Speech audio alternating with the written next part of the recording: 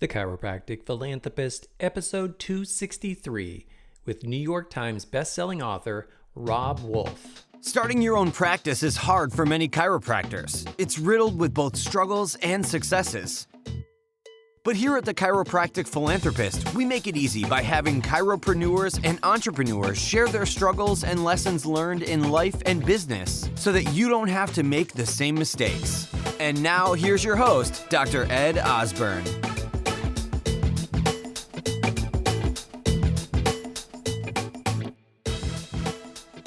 Hey Doc, want to start a successful social media marketing campaign that will get you anywhere from 10 to 45 qualified new patients contacting you for appointments? Of course you would.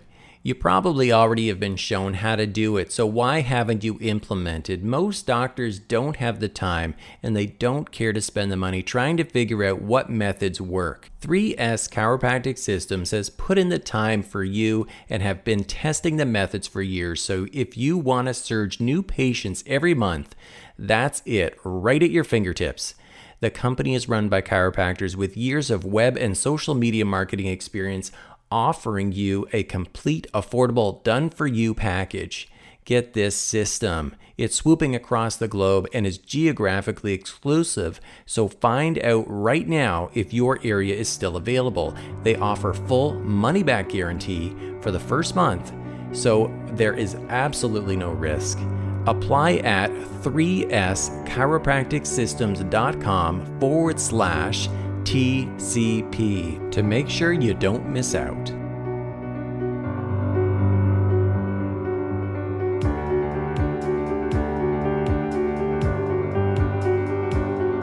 All right, TCP listeners, I have an incredible guest today, and that is actually Robb Wolf, New York Times bestselling author. Robb, how are you doing today? Doc, I'm doing great. How are you doing? I'm amazing. I'm really excited for this call today and to just share what you've been doing since your last, best-selling book, The Paleo Solution. What you've been doing since 2010. I'm interested to know what Robb has been up to. But before we get started, Robb, can you actually share a little bit about, who you are as a person, but also, who you are as that thought leader today as well? Oh, man. Yeah, thank you. That's an amazing intro. I've always been interested in human health and human performance, and it's maybe a little bit odd given my family of origin. Both parents were really pretty unhealthy. They both smoked. My dad drank a lot. My mom had what we discovered later was a pretty serious confluence of autoimmune conditions, lupus, rheumatoid arthritis. Looking back now, I can recognize so many problems that she had that I now have a reasonably, good understanding of what was happening. But both of them were just unhealthy. And as I watched this process play out from my literally youngest years heading into my teens, I made a pretty good decision that I didn't want to follow that path. And I have always been interested in health and performance, was a teenage California state powerlifting champion, did a brief stint in Thai boxing and had a 6-0 amateur record. And it was only good because I got out when I started realizing that I really wasn't that good at it. So did a better job as a catcher mitt than a Thai boxer. And so I finished an undergrad in biochemistry and was looking at either medical school or a research track. And it was around this time that I'd been experimenting a lot with my nutrition, and I had been a high carb, low fat, vegan eating research biochemist for about 1.5 to 2 years.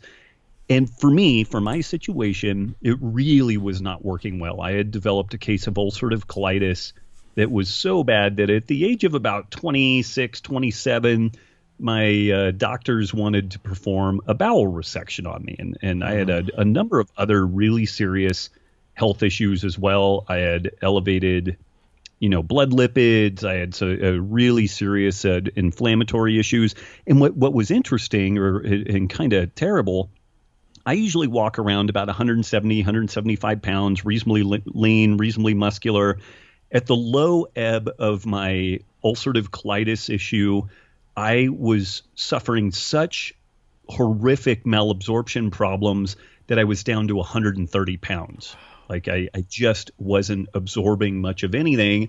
my hair was falling out, my nails were cracked, I had all kinds of sleep problems. I mean, it was really a mess. And it was right around this time that, interestingly, my mother became very, very sick, went into the hospital.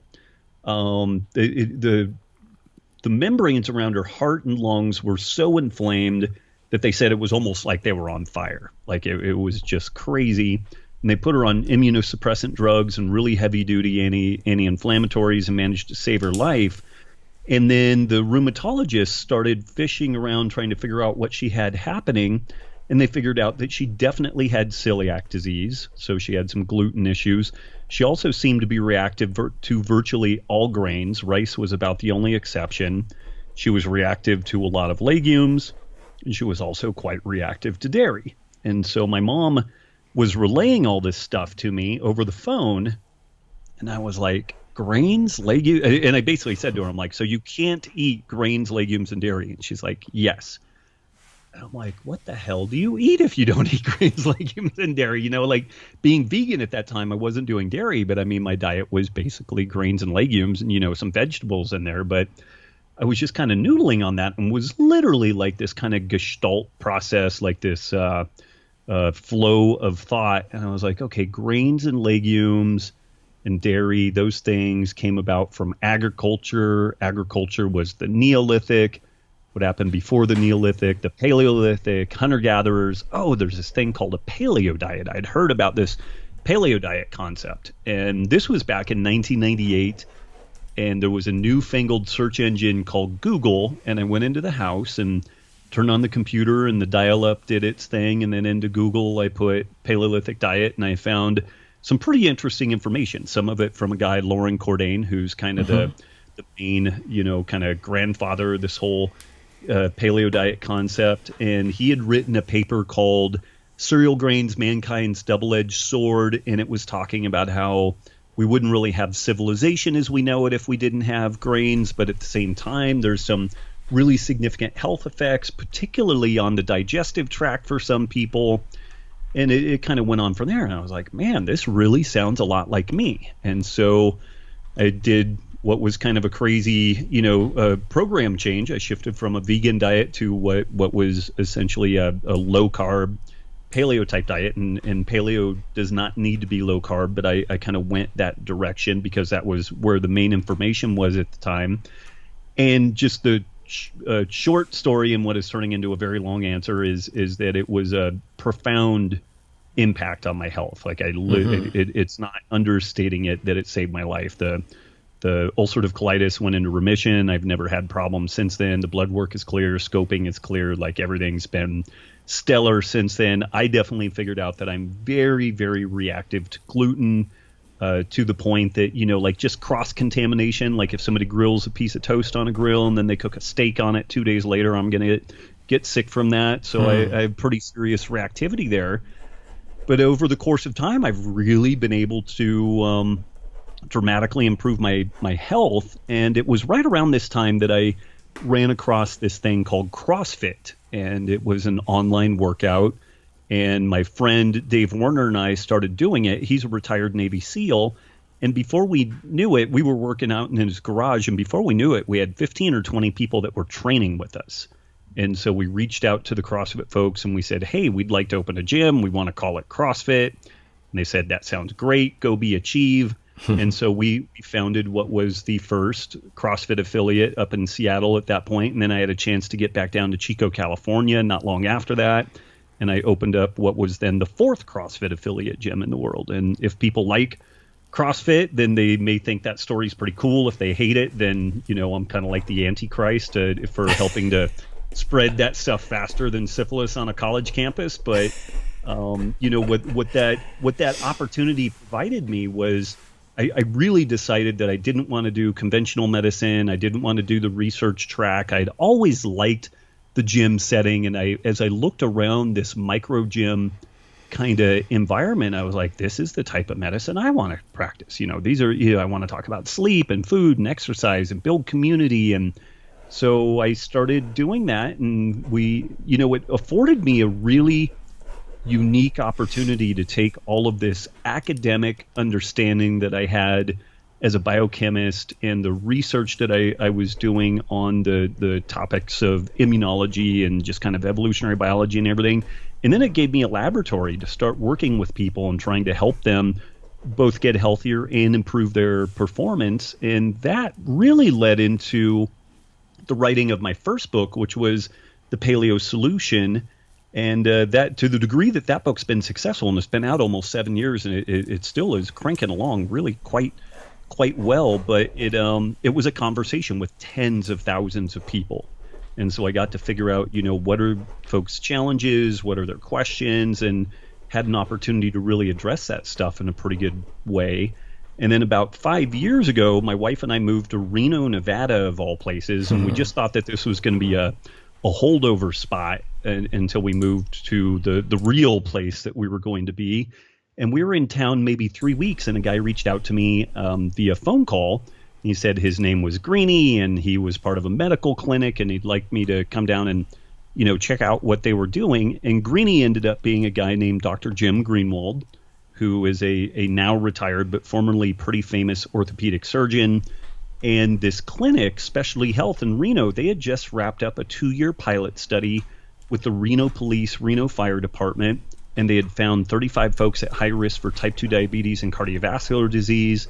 They got these folks on a paleo-type diet, modified their sleep and exercise as best they could, and based off the changes in their blood work and their health risk assessment parameters, it's estimated that this pilot study alone saved the city of Reno about $22 million with a 33-to-1 return on investment, which was huge. Yeah. And so like the last 5 years, I've been working to try to take this concept and scale it and take it out to the masses. And, even though I'm a huge fan of the paleo diet concept, the name itself is kind of challenging for some people. Like people have this kind of weird preconceived notion of what's involved with it. And even the folks that have had benefit from a paleo type intervention, oftentimes these folks spend more time asking, is this food paleo, instead of asking, is this a good option for me? And so, there's some challenges there. And then also over the course of time, we've just, there's been some really amazing research in the areas of personalized nutrition that really makes a very strong argument, but that, a basic recommendation of eat largely whole, unprocessed foods like that, that's hard to beat, but there's a massive amount of variation once you get beyond that. You can make a general recommendation of paleo or vegan or macrobiotic or what have you, and it's probably, if we had a population distribution, like a bell curve distribution, and we recommended that to a group of folks, for some subset of people, that basic recommendation is going to be bang on. Like it's just going to address everything that these folks need. But then as we start working our way out, we get more and more granular. The basic recommendations, again, whether it's paleo or vegan or macrobiotic or what have you, it's going to have less and less application to folks as their genetic individually gets considered, as their gut microbiome individuality gets considered. And that's where we really need a much more subtle approach. We start with big picture concepts, and then we need some sort of a system to move ourselves forward so that if we aren't that lucky few that basic black and white, one size fits all recommendation, if that works for you, that's great. But for a lot of people, there's some nuance that they need. And even for most folks over the course of time, as they age, as their gut microbiome changes, they may need to make alterations as time goes along. So that was probably the longest answer to the simplest question that's ever happened in podcast history, but that's what you got. Well, I really love when I can do an interview, Rob, and I just get to sit back and absorb the conversation. Like, I really appreciate that. And I want to circle back on a few things that you've said. Maybe I'll kind of share a little bit of our story. So, my wife, Dr. Karen Osborne, also a chiropractor. We actually met you in Edmonton, Alberta, of all places, for a CrossFit nutrition cert. And I remember very clearly the moment that we met. I'd gone up to you at a break and I said, Rob, here's what's going on with my health. Most of the listeners right now probably know that I was diagnosed with severe Crohn's in 2009. And I said to you, man, like, here's what's going on. And you just looked at me and you just straight up said, dude, I was sicker than you. like back, I guess back 98 or whenever that was for you. And it's just like, look, just what you need to do is just follow what I'm teaching. Follow. Essentially, it was paleo, and my wife was a vegan vegetarian at the time, and having the ethical conversation with her about that as well. And we went home literally that night, and we changed our entire lifestyle, like how we ate. And my life changed. Karen's life changed. I mean, and I'm sure that you hear stories like this all the time, Rob, but I would just want to acknowledge you on that, as you're really making some massive impact in people's health and their lives. So I want to thank you. It's incredibly humbling to hear that. And it's also terrifying because I'm like, oh my God, somebody listened to me. So thank you. Back then. Thanks. Back then. Yeah. Well, and I'm going to bring this into a question, because, what I had learned from that too, in back then, and even still now, was that, the Paleo Solution or Paleo diet, it was like a singular human diet. Like there was this one original diet that we should all follow. So what we're really saying here is that may not necessarily be true anymore, that some personalization of nutrition needs to be accounted for each person. I mean, what they can and cannot consume, what they react to and what they do not react to. Is that correct? Yeah, absolutely. Yeah. Part of what motivated me to write this book, I really didn't want to do like Paleo Solution 2.0. Like I don't know if it's a lack of entrepreneurism on my part or if it's ego, but there like some folks like Barry Sears, and God bless him, he's contributed massively to this whole nutrition topic. But he had like the zone, and then mastering the zone, and then the omega zone, and then the soybean zone, and then the string bean zone, and it was kind of like, man, okay, I got it, the zone, Roger that. And I just didn't want to do that. If I was going to dig back into this story, I really wanted something qualitatively different to offer to folks. And even though this risk assessment program in Reno, it's kind of funny. Like there's this thing called the imposter syndrome, which I just became aware of maybe, I don't know, like 6 months ago. And apparently there are people who become neurosurgeons and they'll literally be like inside somebody's head, and they're like, am I really doing this? Like, am I qualified to do this? And they have this question, and it's like the exact opposite of like a narcissistic personality that is like, oh, I can do anything, and so fortunately or unfortunately, I think I have a huge imposter syndrome kind of, deal that pops up where I'm just like, should I really be doing any of this stuff? Does anybody need to know about it? Do I really know anything? But then we had these results with this really well-conducted study here in Reno, and I was like, if we can get this information out to people, it's going to save a lot of lives and save a lot of money. And what other things can you do from a legacy standpoint than, help the world around you? So I really felt pretty strongly that I needed another way to kind of get this ancestral health model out to people, but it needed to be decoupled from this caveman motif that got stuck into the paleo diet. And it wasn't any one person's fault that this happened. It was more kind of a media deal and people not really understanding what the deeper implications were. But then there was another piece to this, which is what you alluded to, which is that there is a massive amount of individual variation. And there was a study that came out about 2.5 years ago from a group in Israel, and it was fascinating. It was amazingly well done.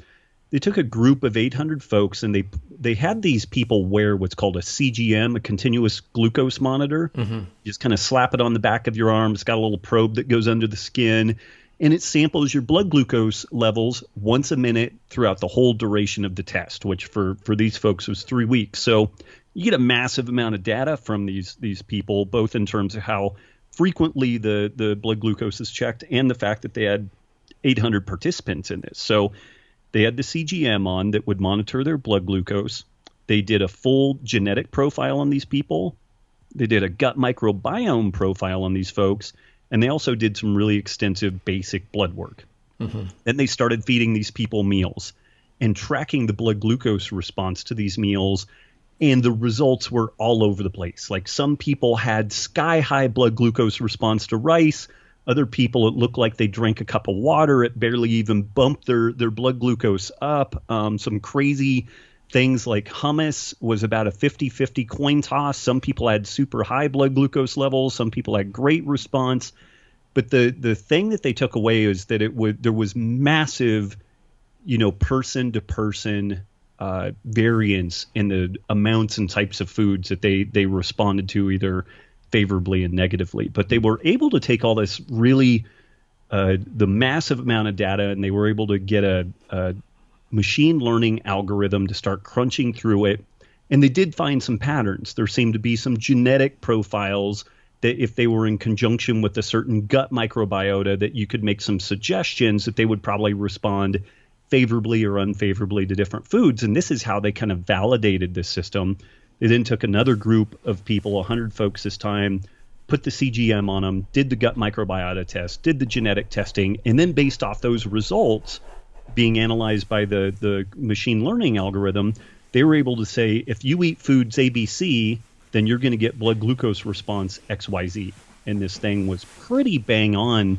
And so it was really interesting. There's clearly some genetic and epigenetic factors. This gut microbiome is important. Our genetics are important. But just looking at somebody, you wouldn't know exactly how they would do. And just looking at the individual's family, you don't know specifically how they would do. There might be some familial tendencies, but, again, there's just massive inter-individualization.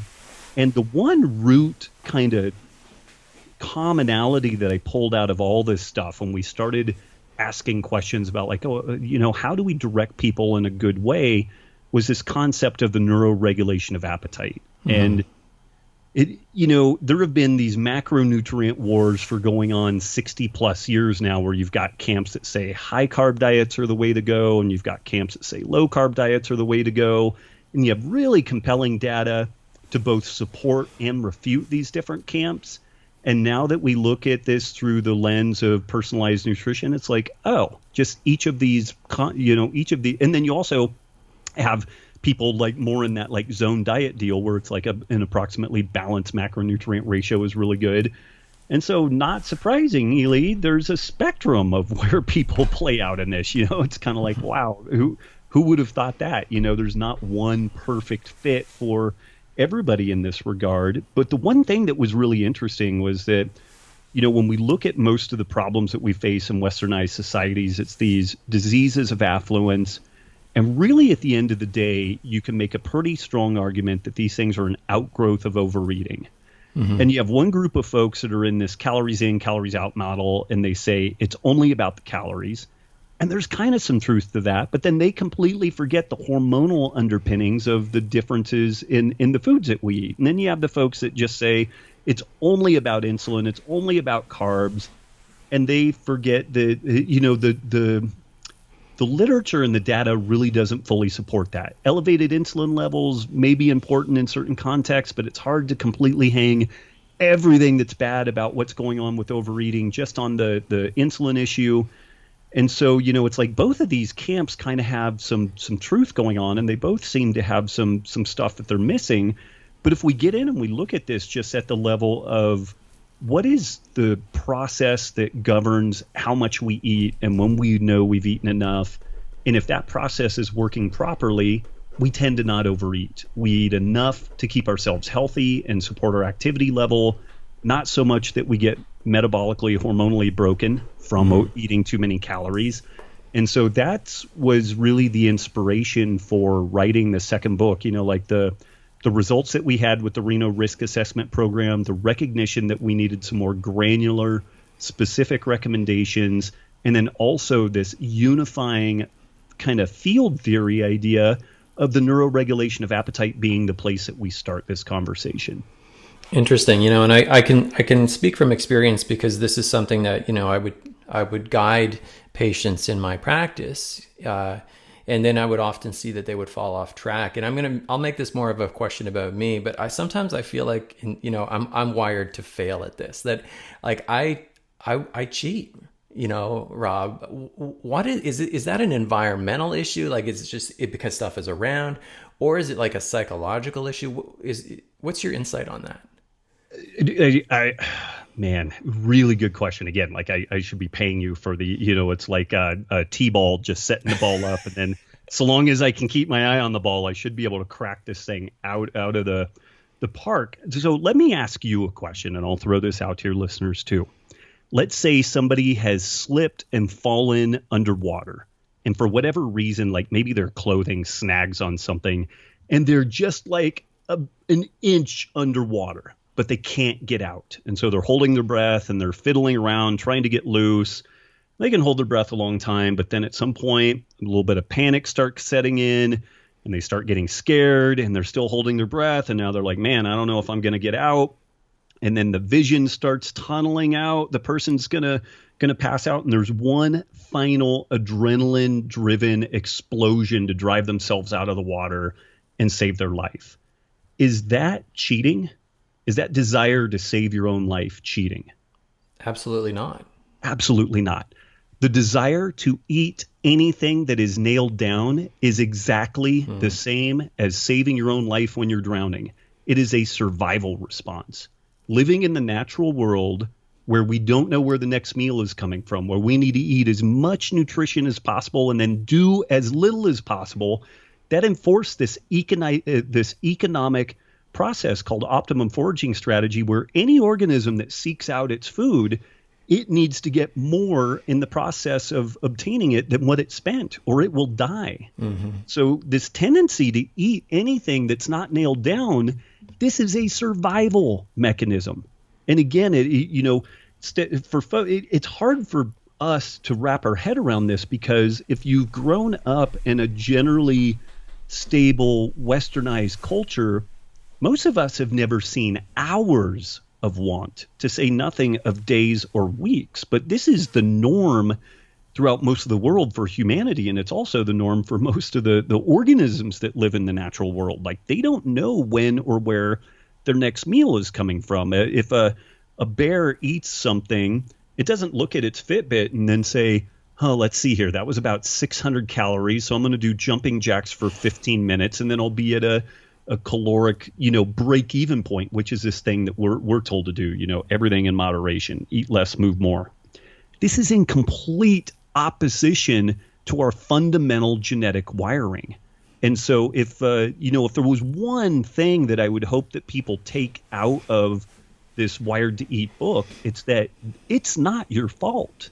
Like, if navigating modern engineered foods and addictive social media and the tendency to want to just sit on our backside and rest, if you find it difficult to fight those tendencies, you're 100% right. Like, this is, you are actually playing to the things that made us successful as a species up until very recently. Now, that said, even though, we want to look at this and say it's not your fault, we don't need to have shame, we don't need to have guilt, it's not about failure or anything else like that.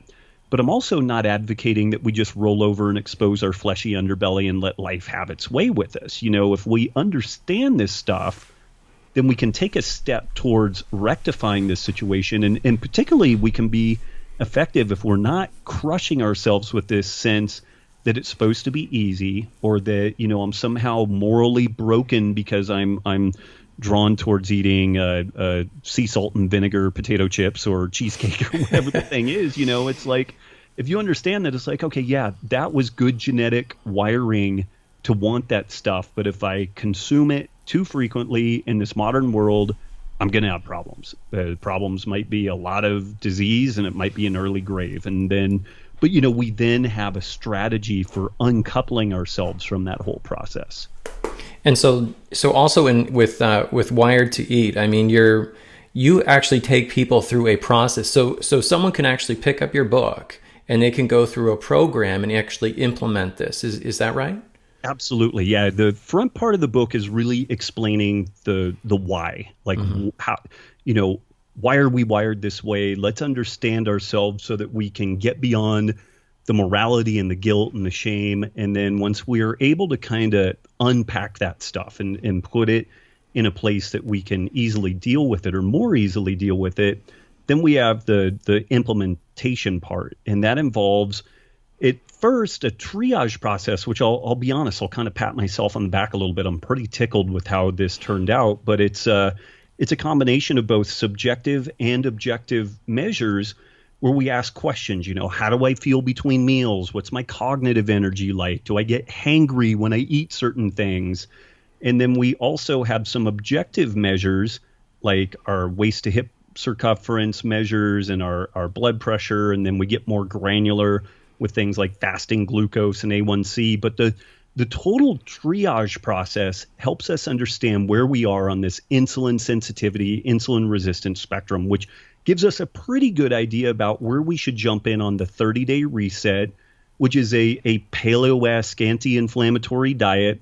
And depending on where you are on that insulin resistant, insulin sensitivity spectrum, you'll go a little higher or a little lower carb based off of where you are there. And we motor along for 30 days, and we're focusing on the food, but we're also addressing sleep and photoperiod issues, which I talk about extensively in the book. We're trying to integrate some good movement. Nobody likes to exercise. Everybody likes to move. So we call it movement. And then I really make a very strong case for trying to shore up our social ties, the community piece that we so desperately need to be healthy. Inadequate social connectivity is understood to be as negatively impactful on health as a pack-a-day smoking habit.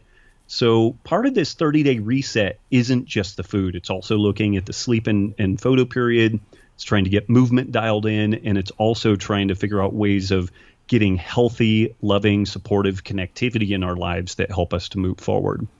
And once we wrap that up, then we have an option, which I strongly recommend, but again, it's still pretty optional, for what's called the 7-day carb test, where we use, again, both subjective and objective measurements to take a battery of different carbohydrate sources, eat those, check our blood glucose 2 hours after eating these options that we want to play around with, and just see if they're good or bad options for us. And if we get an unfavorable and overly high blood glucose response, then we have a choice of maybe we avoid that food, maybe we stick that food post-workout when we're more insulin sensitive, or maybe we just, we have a pretty small helping of it. And I did this continuous blood glucose monitor experiment, and had some really interesting findings. Like, I had suspected for a long time that I didn't do that well with white rice and white potatoes. And lo and behold, when I had, about a 50-gram effective carbohydrate dose of these foods,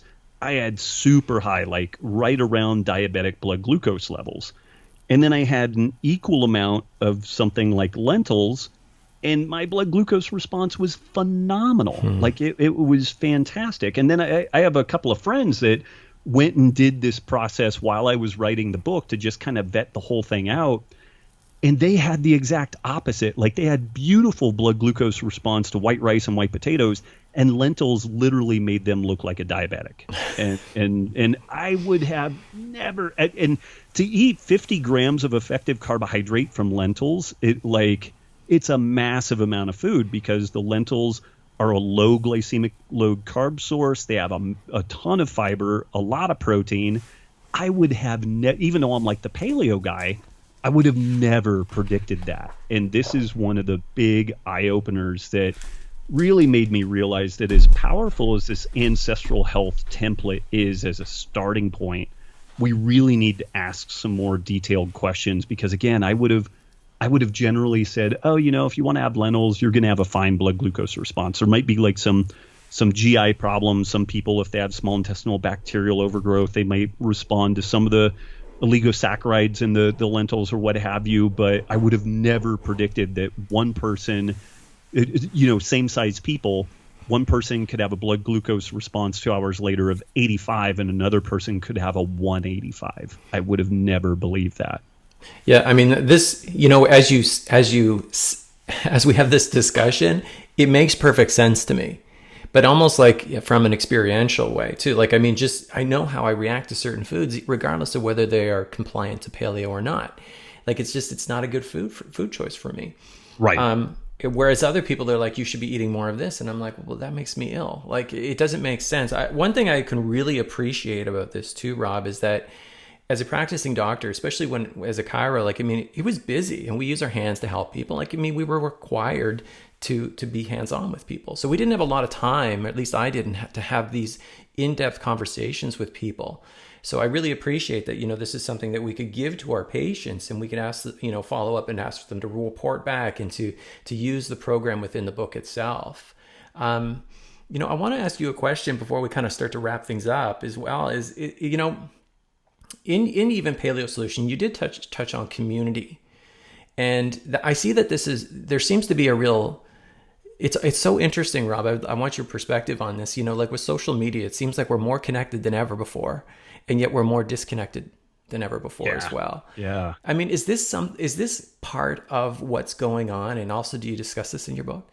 I do. I do a pretty good deep dive on that, and it made my publishers crazy because they really just wanted like 7 days to paleo abs. They wanted it to be about food. They only wanted it to be about weight loss. They didn't even want to couch it in the terms of fat loss. They wanted weight loss. There was this real, kind of mass market kind of push. And I said, that sounds like a great book, but it's not the book that I'm going to write. And so there was a fair amount of drama around all that. But for good or ill, if I'm a little bit talented at something, it's synthesis. Like I'm pretty good at taking some stuff that looks completely unconnected, and I'm able to draw some connectivity to it and make some relevance between these things. And, for me, this evolutionary medicine, perspective, we have to look at the kind of ancestral environment of humans, and you could apply this to any organism. But, for humans, we evolved in these small hunter-gatherer groups and had extended families. And as we have progressed forward, we see these really remarkable benefits from a significant social connectivity. These blue zones, people talk a ton about what folks did or didn't eat. And it's only been more recently that folks have really shown a light on, hey, these people grow up and live in the same, small Italian city and know every single person, and every person in that city knows them. And sometimes there's downsides to that. Like sometimes you don't like everybody knowing your dirty laundry, but there's a reality that like if you face a health challenge or a financial burden or something, there's in these tightly woven communities, you have support. Whereas in our modern world, we've had a really fascinating development as economies have grown. And it's cool on the one hand, like if you have a particular skill set and you live in one part of a country and that skill set goes out of vogue, there's a pretty good chance you can go somewhere else where you can find work. And so it's good on that basic economic standpoint, but it can be really damaging because you just pulled up stakes and you have to go land somewhere and completely start this whole process of connecting over again. And there's not a lot of time left in a day once you work 8 hours, you sleep hopefully 8 hours, which nobody does. I mean, there's no time left there to build community. And so this stuff is just left kind of dangling in the breeze. So then social media comes in. And I'm working on a blog post right now that makes the point that when things like Twitter and Facebook were conceived and they really started looking at like, wow, what's going on here? They looked at the evolutionary biology. They looked at the neurophysiology of why certain things are addictive. And the novelty of social media makes it just incredibly addictive. There's always something new. There's always something kind of titillating, or what am I going to find the next thing? And I can make arguments about being on there. I'm like, oh, I find all kinds of great research papers. And it's like, oh, yeah. And then I see all the hot CrossFit chicks, too. And so it's, there's both good and potentially bad elements to it. But there's a reality, like it's well understood that this time spent on social media, this time spent in this kind of dopamine rush that is very drug-like, it never really leaves you satisfied. It's basically the junk food of community, of social connectivity. So you don't address the basic need. You maybe even make the basic need worse. Like I could argue that just like going outside and looking at a tree would probably be better for your psychology than spending time on social media. And then the time that you allocated to that social media is the tiny little bit of opportunity that we had to do something with other people. And, something that we've done in our lives, because my wife and I, we have two daughters. We're busy. We both work. We have lots of stuff going on. I tend to go to bed early. Our girls get up early. So like going out with people is kind of a pain. And what we've started doing is most Sundays we have people over for a brunch. And so we just kind of have a 4-hour rolling window where we cook a certain, profile of things, and then we recommend that other people bring things from this category and that category, and people just kind of roll in, and there may be some mimosas and some, Bloody Caesars and stuff like that consumed occasionally. But this has been amazing for us. Like, our daughters have way more connectivity with folks. We spend more time with people. It's in this nice, relaxed environment. We're not worried about going to bed in just a little bit, and so needing to bow out and get out of there early. But we saw a really profound need in our own lives for more social interaction. And so what we did is put together basically a brunch group most weekends and invite folks over and make it happen. It's really so. Does Facebook make you stressed out?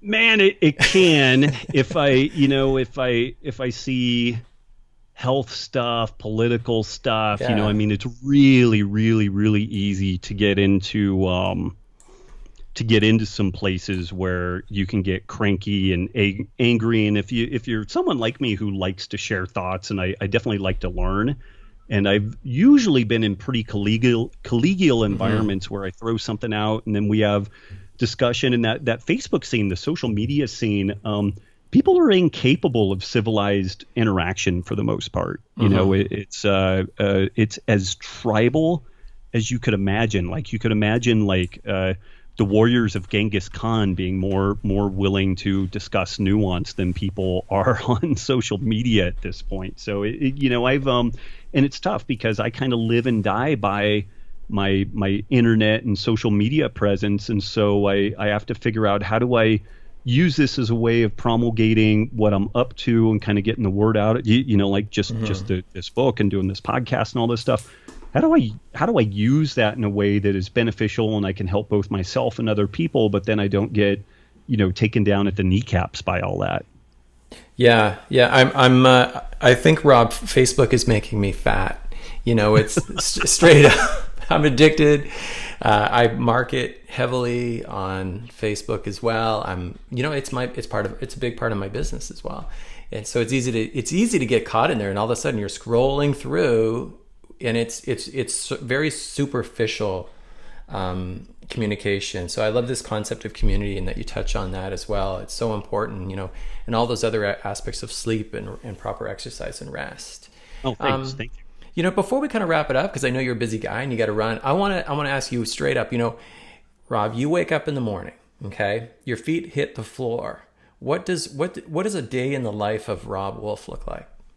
Oh man, I know this is like kind of a popular question these days. It really varies. So we have two girls. Zoe is almost 5. Sagan is almost 3. Did someone poop their diaper and the poop ended up all the way to their earlobes on their back? That's a very different wake up than a morning where everybody slept through, nobody had a nightmare. My wife just got a 90-pound Rhodesian Ridgeback puppy, and I put puppy in quotations because he's huge, but he's only 6 months old. So we've been training him and having trials and tribulations with getting him going. He's a great dog, but there's challenges there. So I mean, it's tough to say that there's a really specific routine. If I had my preference, I would love to be up, get a cup of coffee going, get outside, and we have a side of our house that is east facing, and you can see the mountains, and then the sun comes up over the mountains. And whether it's cold or nice weather, it's pretty amenable to going outside and getting that first crack of sunlight over the mountains, like directly in your eyes and on your person. And if I'm able to, by hook or by crook, construct my day to look like that, then that's kind of what I try to make happen. But 9 times out of 10, dashing to get breakfast cooked and coffee made and dogs walked and peed and everything. So it rarely turns out like that. It's funny. Like, I've heard, Tim Ferriss interview people, and they're all these like billionaire corporate execs, and they're like, they have this super routinized plan and everything. I'm like, I guess they either don't have kids never had kids, or the nanny takes care of the kids, because the kids are basically like a huge landmine in that story. Like, I can't figure out how you have really consistent continuity with the kid deal. I love it. You're just like us, Rob, like all of us. I mean, and it's interesting too. I was wondering if maybe you would say like you somehow biohack or hack your way throughout your day of some, drinking from flasks and beakers to wearing special glasses. I don't know. So I do wear blue blockers in the evening. So there you go. So that said, so there is what I have found is we have been able to routinize the evening to a large degree. So as the sun gets ready to go down, we put dimmer. We just did a remodel in our house last year, and so we have dimmer switches everywhere, and so we dial the light down, and my wife and I put on some blue blockers. Even nice. the girls have started donning some blue blockers, and we read stories. A couple of nights a week, it's a bath night, so we'll do bath night and stories. If it's cold weather, I'm building a fire in our wood stove and getting the wood stove nice and toasty, and all the lights are down, and the girls snuggle with me on some big puffy pillows, and we read stories.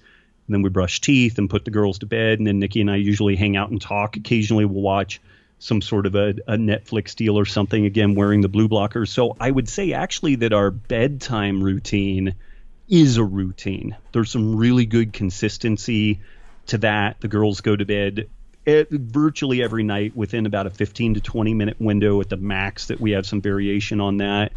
And so we do have a significant amount of routine on the nighttime side. And I will say that to the degree that I'm effective as a 45-year-old dad and trying to keep multiple business interests going and do some Brazilian Jiu-Jitsu and, just generally stay healthy and active and whatnot, that I would say that for me, the go to bed routine and being really consistent with that is an indispensable feature of my life. Whereas that morning routine, like, it's definitely nice to get the day started off on a good note, but it's just chaos with kids. But yeah. But with that evening deal, like, I've got a little more control because we're not spinning the day up or winding it down, and so I'm able to limit the options that are occurring and kind of shoehorn everybody into, okay, we're going to bath, then we're going potty, then we're reading a story, and then we're going to bed. So we do have routine on the back end of the day. Outstanding. Yeah, this is helpful, because I definitely your life mirrors mine to a degree, especially when we're online entrepreneurs, and then also, or chiropractors or doctors who are listening, and then people who have all these other multiple interests. So listeners, I want you to actually head over to thechiropracticphilanthropist.com. We're going to have actually show notes for our discussion with Robb Wolf today.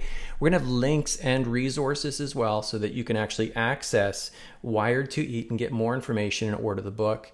Robb, one of the most I've done over 260 of these now, and one of the most enlightening conversations I've had to date. I want to thank you so much. And it's not often that I get the opportunity to thank someone who's had a big impact on my life. So thank you for that, and I appreciate you. Oh, thank you. Huge honor. And I just had a great time hanging out with you today. So you've heard the struggles, you've heard the successes, and this episode is done. But there's still so much more to come and so much more to learn. Head on over to thechiropracticphilanthropist.com and sign up for our newsletter, where you'll receive free practice building tips and strategies, including how to market your practice with your very own podcast and so much more. Thanks for listening, and we'll see you next time on The Chiropractic Philanthropist.